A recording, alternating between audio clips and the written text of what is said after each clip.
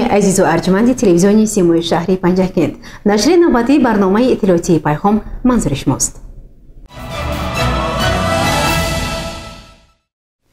مطابق نقشه مقامات اجرایی محلی حاکمیت دولتی شهر پنجکند جهت آمادگی به مناسبت 35مین سالگرد استقلال دولتی جمهوری تاجیکستان، موسم کشتکاری بهاری، وسعت کارهای آبادانی و سازندگی، سبز و خرمگردانی، رئیس شهر پنجکند عبدالخالق خالقزاده از جماعت‌های دهاتی لایق شرالی، سرازم، چینار و خلیفه حسن دیدن نمود. با مقصد آشنایی پیدا کردن با رفت کارهای ساختمانی و فعالیت انشاءاتی گوناگون، رئیس شهر پنجکند خالقزاده عبدالخالق در جماعت دهاتی لایق شرالی شهر پنجکند سفری کاری انجام داد. رئیس شهر پنجکند نخست با رفت ساختمان بنای نو بیمارخانه منطقوی در دهه غوسر جماعت دهاتی لایق شرالی شناس شد. بیمارخانه برای 100 کات پیش بینی شده با مبلغ گذاری بودجه ولایت سوخت از جانب شرکت ساختمانی اصل ساخته می شود. حالا تهخانه بنا بامپر شده، آمادگی برای برداشتن دیوار قبط اولی بنا ادامه دارد. با بنیاد این بیمارخانه که با تجهیزات زمانوی طبی جهازانیده می شود، سطح خدمت رسانی طبی به اهالی منطقه بهتر خواهد شد. ضمن بازدید از این موضوع، رئیس شهر پنجکند خالقزاده عبدالخالق با مسئولین دخلدار جهت وسعت دادن کارهای ساختمانی دستور داد. ضمن بازدید از جماعت دهاتی لایق شرالی، رئیس شهر پنجکند با فعالیت کارخانه‌های واحد دولتی آبی سره و زوران که تامین آب نوشاکی دهه غوسر و ساکنان محله‌های نوبنیاد جماعت دهاتی شنگ و لایق شرالی به عهده آنهاست شناس شد. گفته شد که کارخانه واحد دولتی زوران عین زمان 70 خواجگی را با آب نوشاکی تامین می کند و بعد به استفاده دادن تجهیزات و خط نوی آب نوشاکی که با سرمایه گذاری شریکان رشد و مساعدت مقامات اجرایی محلی حاکمیت دولتی شهر دوام دارد، بیش از 500 خواجگی محله نوبنیاد دهه نوآباد نیز با آب خوشصفت نوشاکی دسترسی پیدا خواهند کرد. به راهبریت کارخانه واحد دولتی آبی سره جهت تعمیر و تجدید تجهیزات، جمع‌آوری پوره مبلغ آبرسانی از مشتریان، تازه آزاده نمودن حدود پایگاه دستور داده شد. در دهه بهار جماعت دهاتی لایق شرالی با اشتراک رئیس شهر پنجکند خالقزاده عبدالخالق حشر نهالشینانی برگزار شد. ساکنان دهه در شفت راهی که دهه را با مرکز جماعت پیوست می کند و اطراف ورزشگاه که حالا ساختمانش در عرفه انجام یابی است، دهها بیخ نهال‌های آرایشی شنانیده نگاه و بین این نهال‌ها را به عهده گرفتند. ضمن صحبت صمیمی با ساکنان جماعت دهاتی لایق شرالی، رئیس شهر پنجکند آنها را به بنیاد انشاءات گوناگون کارهای آبادانی و سازندگی جلب نمود.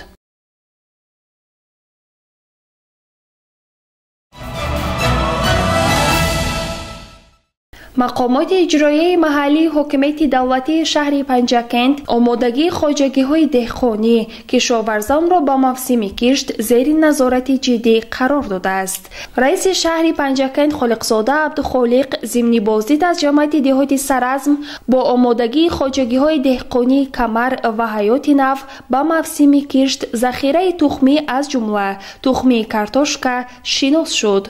با راهبریت جماعت دهات و خواجگی‌های دهقانی جهت پوره به حساب گرفتن ذخیره تخمی کارتوشکا، سری وقت آماده نمودن زمین‌های کشت، هرچی بیشتر شنانیدن نهال‌های آرایشی و میوه‌دار، رشد کارهای آبادانی و تازه‌کاری و ثمرناک استفاده بردن زمین‌های نزد حولگی دستور داده شد. در دایره نقشه آمادگی‌ها به 35 سالگی استقلال دولتی جمهوری تاجیکستان در درآمدگاه غربی شهر پنجکند دروازه میدان پرچم ملی که موضع برای قبول سیاحان می شود و مرکز لاجستیکی بنیاد می گردد.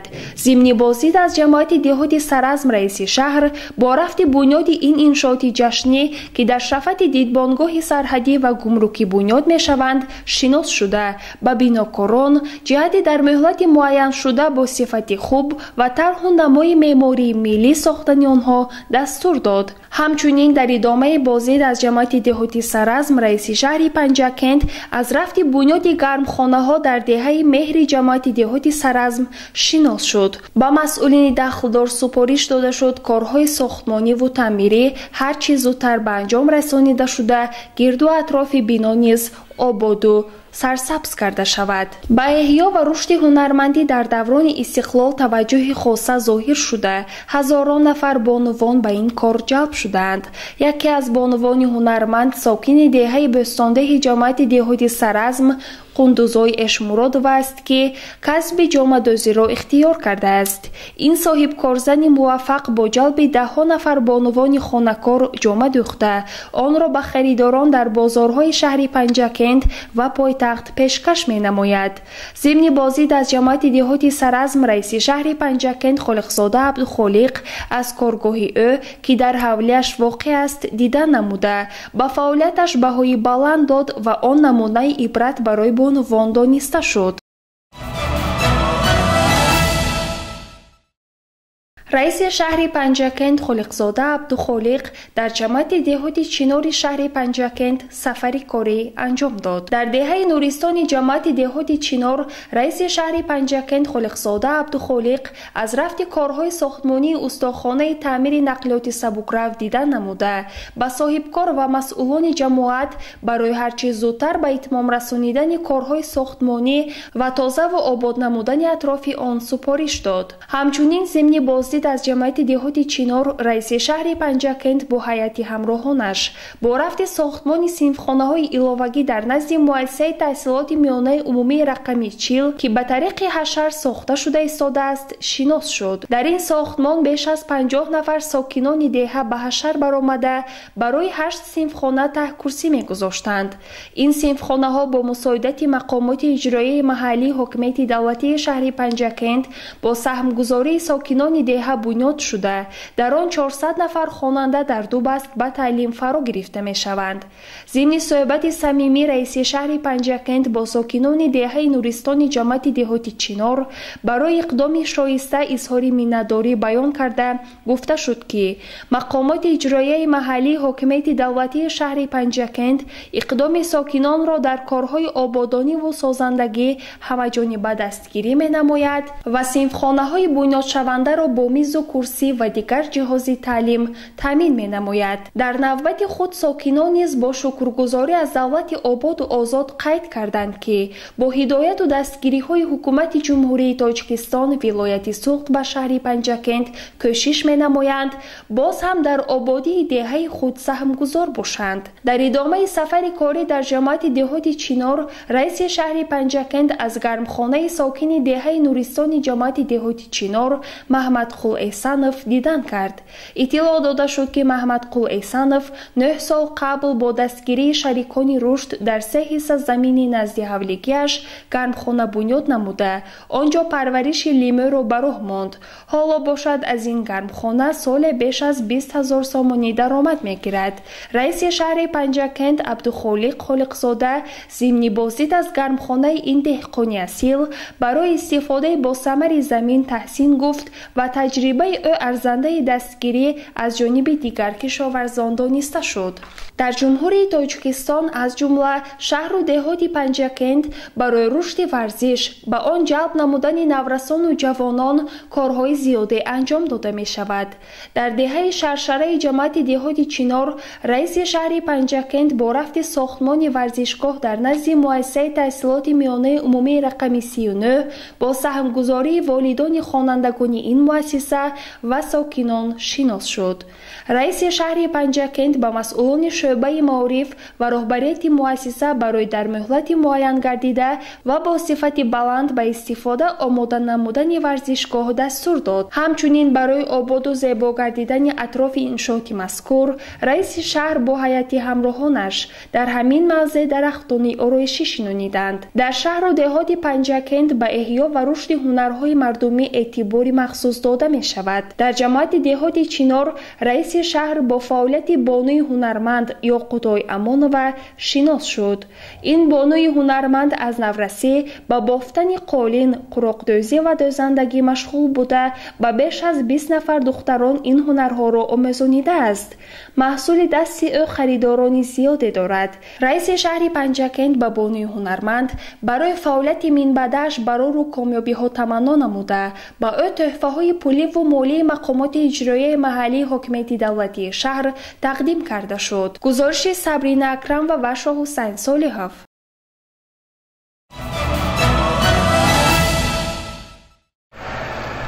رئیس شهر پنجکند خالقزاده عبدالخالق در جماعت دهاتی خلیفه حسن شهر پنجکند سفر کاری انجام داد. نخست رئیس شهر با رفت تازه کردن سایه زیبان که از حدود این جماعت دهات آغاز شده از بین شهر عبور میکند شناس شد. با صاحب کار با مولا سویوشف که با این کار اقدام نموده همچنین بعد وسیع نمودن کناری سای باغ بنیاد می نماید منتداری بیان کردند. گفته شد که حوزه آب جمشوی سای زیبان وسیع بوده. تازه نمودن مجراب و مستحکم نمودن کناری آن خطر زیان سیل‌های احتمالی را کاهش می‌دهد. همچنین رئیس شهر پنجکند با هیئت همراهانش در حشر نهالشینانی در شفت راه پنجکند زیبان با جلب سهمداران خواجگی دهقانی خمیرتپه اشتراک نمودند. حشرچیان در کنار راه ده‌ها بیخ نهال‌های آرایشی شنانیدند. در دهه زیبان جماعت دهات خلیفه حسن چاه عمودی با خط نوی آبی نشوکی به استفاده داده شد. چاه عمودی و خط آبی نشوکی با خرج 300,000 سامانی از جانب صاحبکار یوسف ستارов و دستگیری ساکنان دهه ساخته شده 70 خواجگی دهه را با آبی نشوکی تازه تامین می کند. ضمن صحبت صمیمی رئیس شهر پنجکند با ساکنان دهه با صاحبکار اظهار منتداری بیان کرده ساکنان را به کارهای آبادانی و سازندگی دعوت نمود. در جماعت دهات خلیفه حسن پل ماشینگذاری بین دهه که 6 متر درازی و 4 متر پهنایی داشته با سهمگذاری ساکنان بنیاد شده است. با اشتراک رئیس شهر پنجکند به استفاده داده شد. رئیس شهر به صاحبکاران و ساکنان دهه اظهار سپاس نموده آنها را به ادامه کارهای آبادانی دعوت نمود.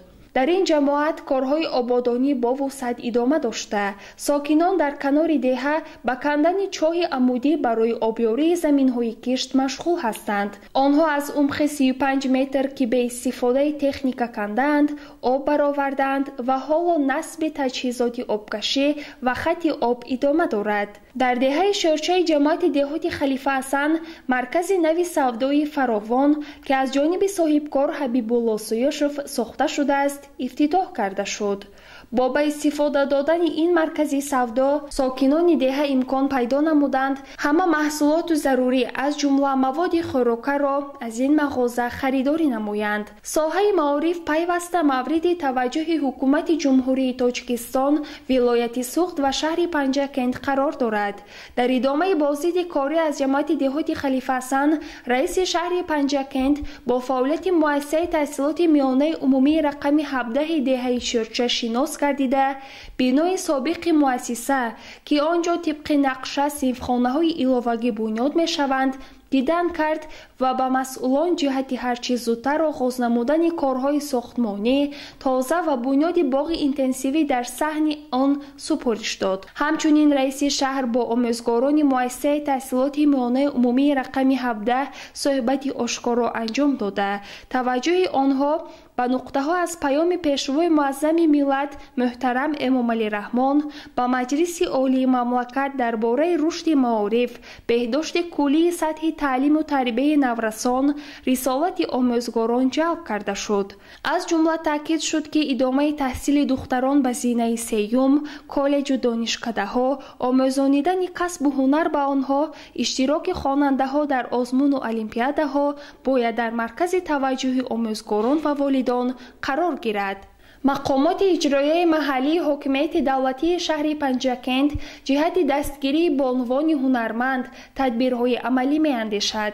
ضمن بازدید از جماعت دهات خلیفه حسن در دهه 44 رئیس شهر پنجکند با نمونه هنرهای بانی هنرمند زیورای بابوچای و شناس شد.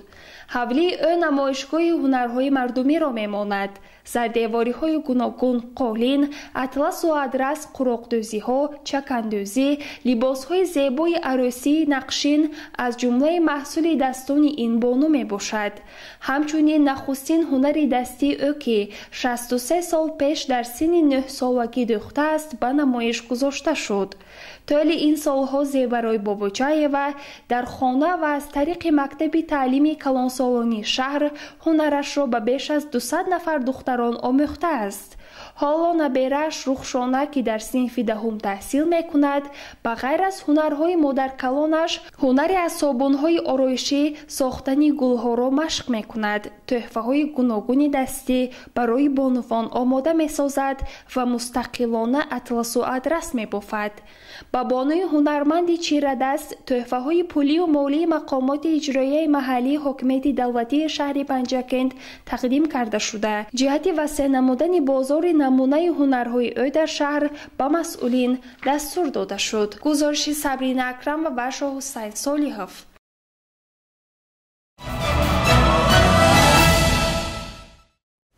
گروه تبلیغاتی شورای ولایتی حرکت جمعیتی وحدت ملی و احیای تاجیکستان تحت رهبری معاون یکم رئیس شورای ولایتی موجوده بابویوا با هیئت افسران و سربازان قسم نظامی 05170 و فعالان ساحه‌های گوناگون ملاقات دایر نمود.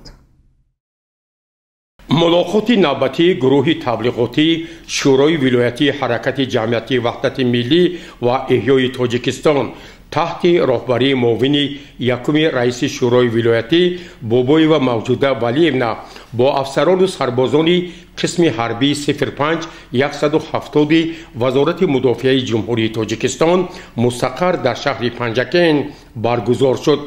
در صحن قسم حربی جمامد باشکوه با نمایش اسلحه جنگی مهارت آمادگی افسران و سربازان تحت عنوان ارتش ملی پایدیوار دولت ملی بخشیده به 30مین سالگرد قبول کنستیتوسیون جمهوری تاجیکستان برای اشتراکچیان این همایش حربی وطن دوستی سابقه‌داران قوه‌های مسلح جمهوری تاجیکستان، سربازان بین الملل، اهل ضیا، فعالان ساحه‌های گوناگون، خوانندگان مؤسسه‌های تعلیمی، راهبریت، فعالان شورای ولایتی و شهری حرکت جمعیتی وحدت ملی و احیای تاجیکستان پیشنهاد کردید.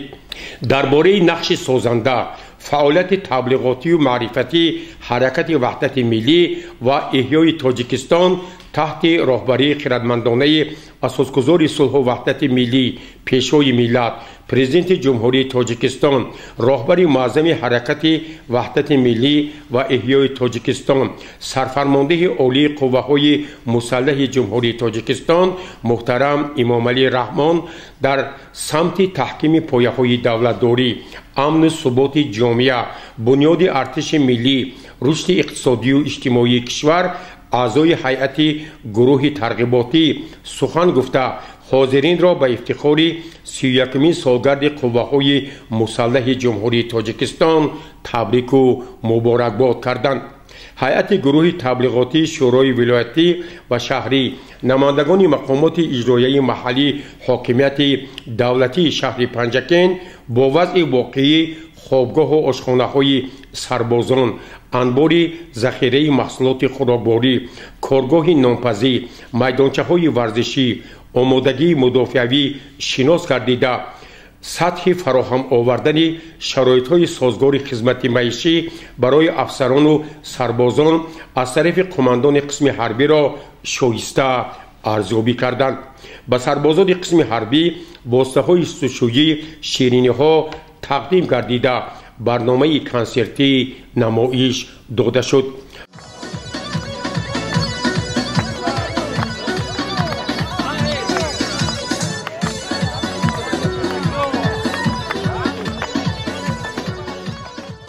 گزارش عباس همراهزاده و شاحسین صالحов.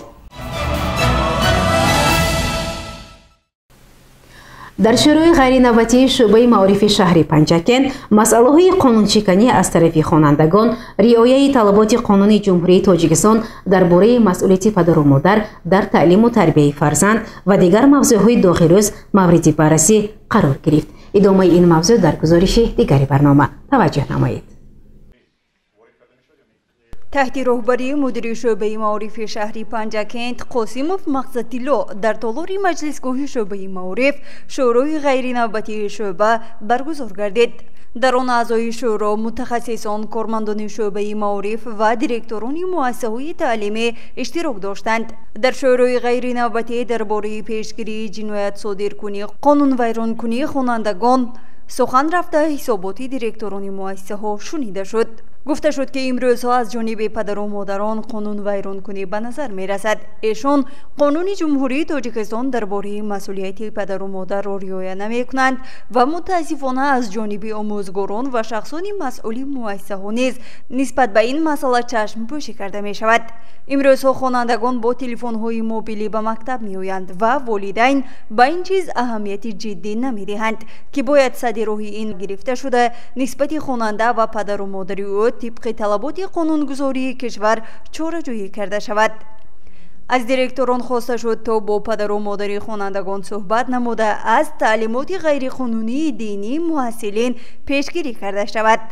به سوالهای خود از دیرکتوران مؤسسه‌ها پاسخ گرفته و مدیر معارف درباره تفتیش روزنامه خوانندگان و موافقت نکردن بهای روزنامه با دفتر یا خود ژورنالیست صنف سخن نموده این را به مسئولیت آموزگاران و والدین خواند.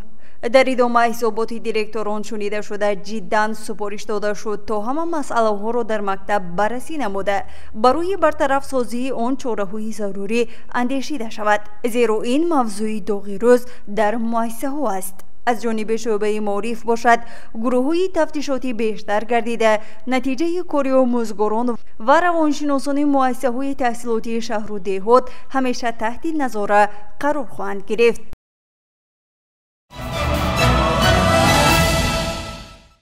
برنامه را ادامه می‌دهیم. ملاقات و صحبت‌های گروه تبلیغاتی مقامات اجرایی محلی حاکمیت دولتی شهر پنجکن وابسته به شرح و ایضاح محتوای پیام اساسگذار صلح و وحدت ملی پیشوای ملت پرزیدنت جمهوری تاجیکستان محترم امامعلی رحمان با مجلس عالی جمهوری تاجیکستان با نمایندگان ساحه‌های گوناگون ادامه دارد. گزارش خبرنگاران ما از ملاقات گروه تبلیغاتی با هیئت استادان و دانشجویان کالج طبی شهر پنجکن آماده شده است. متوجه باشید. با مقصد شرح و ایضاح محتوای پیام اساسگذار صلح و وحدت ملی پیشوای ملت پرزیدنت جمهوری تاجیکستان محترم امامعلی رحمان با مجلس عالی جمهوری تاجیکستان از 28 دکبر سال 2023 گروه تبلیغاتی مقامات اجرایی محلی حاکمیت دولتی شهر پنجکن ملاقات و صحبت‌های خویش را با نمایندگان ساحه‌های گوناگون با مرام ادامه می‌دهد.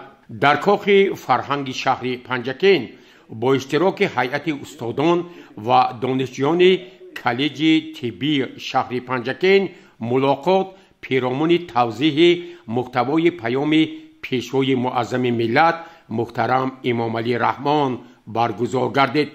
در این ملاقات مدیر شعبه رشد اجتماعی و رابطه با جامعه دستگاه رئیس شهر سعید یونسی، مدیر شعبه کار با زنان و عائله مقامات اجرایی محلی حاکمیت دولتی شهر پنجکن روزیما شادی و اشتراک نمودند.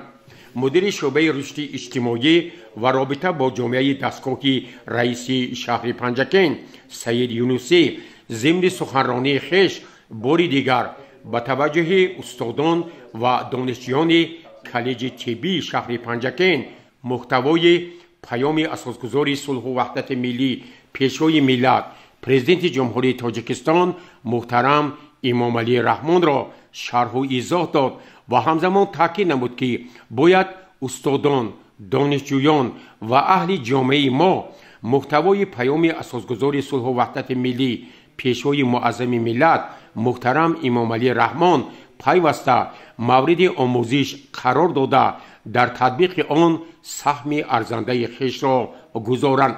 همزمان تاکید گردید که امروز آموزگاران، دانشجویان، خوانندگان و اهل زیای دیار باستانی ما در مبارزه علیه پدیده‌های نامطلوب از جمله شامل شوی جوانان به حزب و حرکت‌های تروریستی و اکستریمیستی، پیشگیری تبلیغ سر و لباس بیگانه و دیگر ظهورات نامطلوبی که امروز جهان را به اضطراب آورده است زیرکی سیاسی را از دست ندهند، کارهای ترغیباتی و تشویقاتی را گسترش بخشند. مدیر شعبه کار با زنان و عائله مقامات اجرایی محلی حاکمیت دولتی شهر پنجکین روزیما شادی و به حاضرین اطلاع داد که ما باید بانوان دختران در صف اول کارهای آبادانی، سازندگی، ترغیب و تشویق پیام پیشوای معظم ملت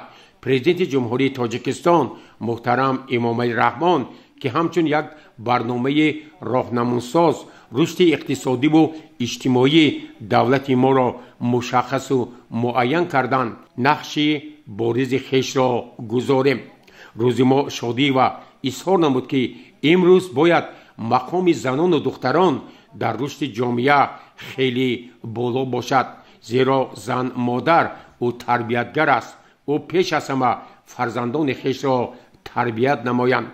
امروز برای پیشگیری ظهورات نامطلوب مخصوصاً شامل شوی به حزب و حرکت‌های افراطی و اکستریمیستی، بیگانه پرستی، جدا شوی عائله ها، خشونت در عائله و دیگر مسئله هایی که برای بهداشت زندگی ما روانه شده است، هر یک زن مادر، دختران و آنهایی که در مؤسسه‌های تعلیمی با تحصیل فرا گرفته شدند مسئولیت بیشتری را احساس نمایند.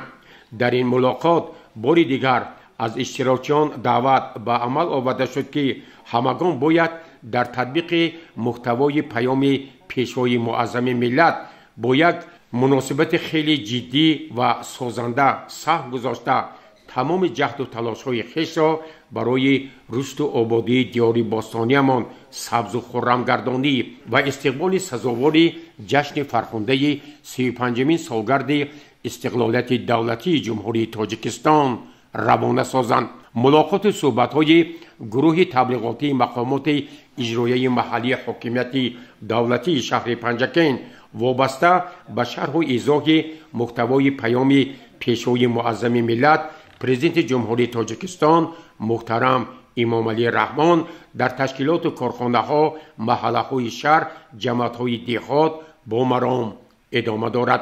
گزارش عباس همراساده و خیام جورایف.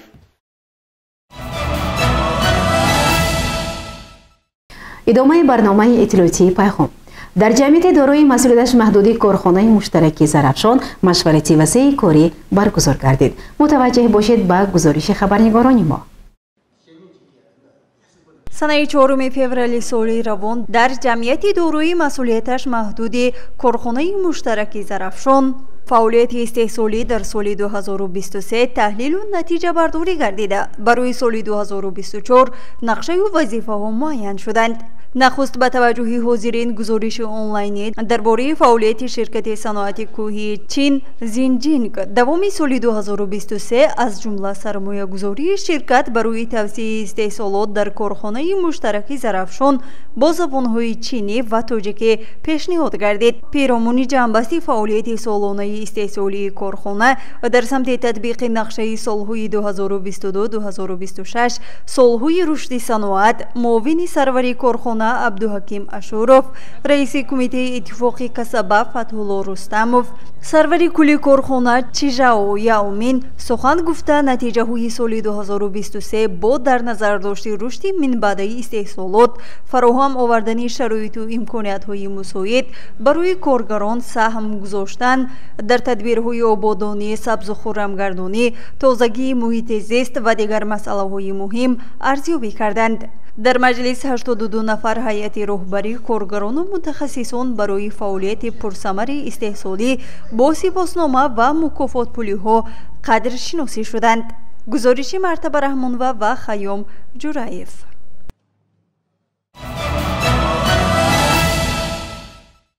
бинандагони азиз, дар ҳаминҷо барномаи иттилоотии пайғом ба поён мерасад. барои ҳар яке шумо саломатиро хоҳонем. хайр, шоду пирӯз бошед.